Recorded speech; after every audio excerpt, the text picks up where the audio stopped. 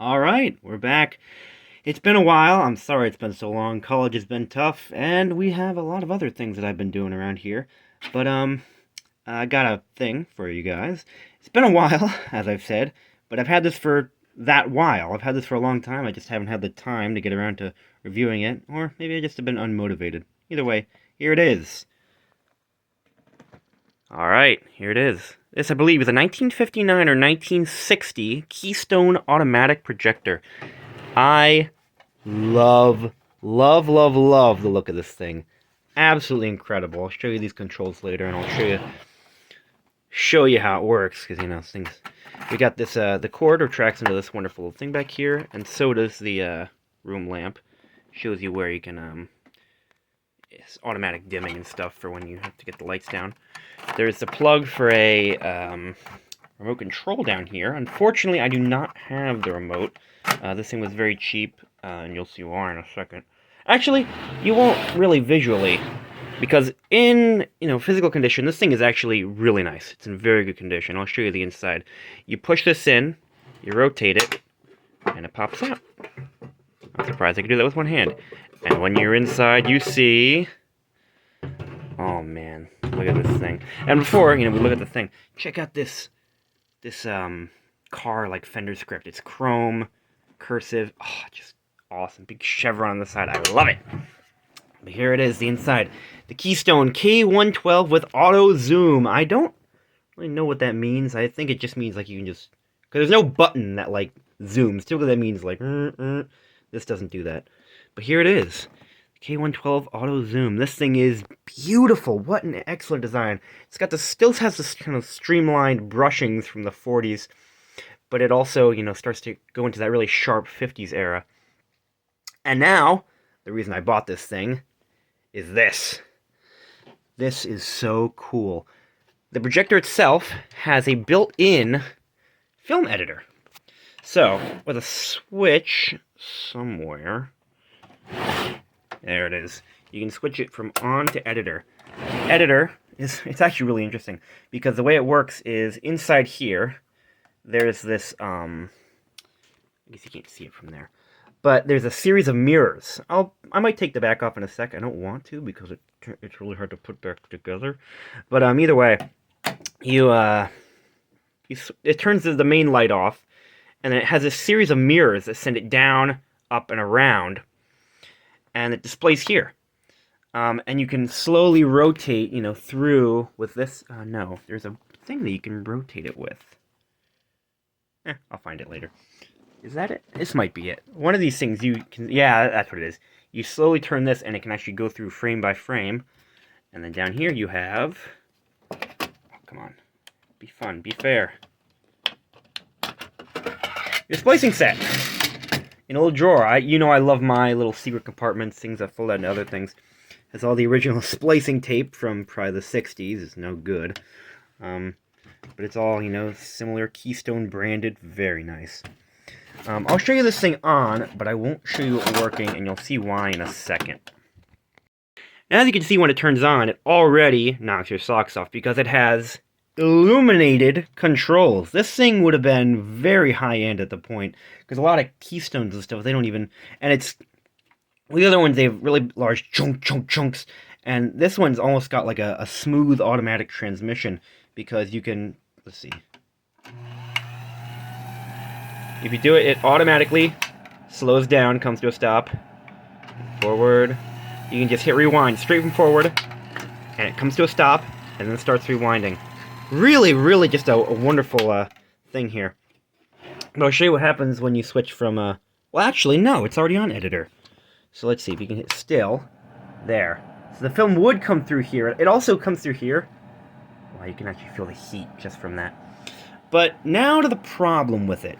This is kind of a sad and annoying thing, because it's perfect in almost every way. It's so close to being the perfect 8mm projector. It's beautiful. It has every control I could possibly conceive. This is the fast control, by the way. If you change this, I'll show you how it works in a sec. You can go super fast, or I guess that's normal. But either way, I'll show you what's wrong with it in just a second. So underneath here is where the bulb is. You can tell because it's got all the fins and, you know, looks like a light bulb housing. So, behind the light bulb is the rotating aperture. You can hot! Yeah, big hot bulb. Who would have thought, right? Behind this lens here is... You can see it just there. See that gold thing in the center? Okay. Gold thing in the center. That's supposed to rotate. That's the shutter. That kind of... without it, I'll show you what happens. This is... I'll pull everything out. It just blurs. So it's supposed to photo, come through, photo, come through. And that thing doesn't rotate at all. And for the life of me, I cannot figure out how to get it to work. And I'll show you why in a second, but... it's just very odd, because it's not connected to anything. It's its own kind of drive shaft that sits on its own place. You know what? I'll just show you. Alright. I've taken this thing apart so many times now that I just know how to do it instantly. Behind it, you've got this massive, you know, contraption. That's how it rotates the film through. It actually goes directly into the shaft of the... Anyway, this here, this thing... is supposed to rotate around, and it goes, you know, like, what's that?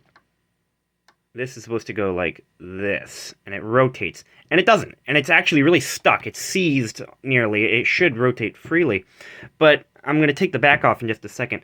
There's nothing that connects this to anything. It doesn't go to, you know, this motor. It just sits there on its own, and I have no idea how it's supposed to work. I'm going to have to employ the kindness of strangers. If anyone knows how to get this thing moving or what, let me know, because I am at a loss. I've opened this thing dozens of times, and every time I'm like, you know what, this is the time, I'm gonna get there, and I open it up, and I'm like, what, this makes no sense. But I'll show you the inside. Let me just get there. And here we are, inside. This is a rare view for a lot of my electronics. I don't typically show you the inside, because I don't feel like taking them apart, but because I've done this so many times, you get to see. So, you know, that's the shaft there, and it just, you know, doesn't go anywhere. It doesn't connect to anything. I mean, unless these gears somehow connect to it, but I don't know how that works. But either way, that's the inside. Here's how the, I think the way the fast lever works is really cool. It's got like this giant, almost, is this how a potentiometer works? It just kind of goes, it's got this like little metal thing that drags along this giant coil here. I thought that was kind of interesting. But, the one sad story about this thing is that, you know, in my attempt to get it working, I looked online, and someone else had the exact same issue. He was saying, oh yeah, my thing's all smeary. How do I get it to work? It's the exact same issue I'm having. And he actually didn't get very far at all. He couldn't figure out how to open this up. He thought that these screws here were the ones on the back. That they were the ones that opened the whole thing up. And the whole plot of the thread was how to open it up. What tool do you use? Because they're these weird hexagons. Well, someone clearly had the same issue, and the previous owner just drilled to make this a flathead screw. But what's a shame is that these aren't even for opening it. These just hold the transformer in place. So after all that poor guy never, the answer is wrong. The way to open it is there's two screws. One here, and one here. And that's how it opens up. That's it. But, you know, if anyone can figure out how to get the thing running, I will be forever in your debt. I can't pay you, but I'll pay you with an episode of the thing working.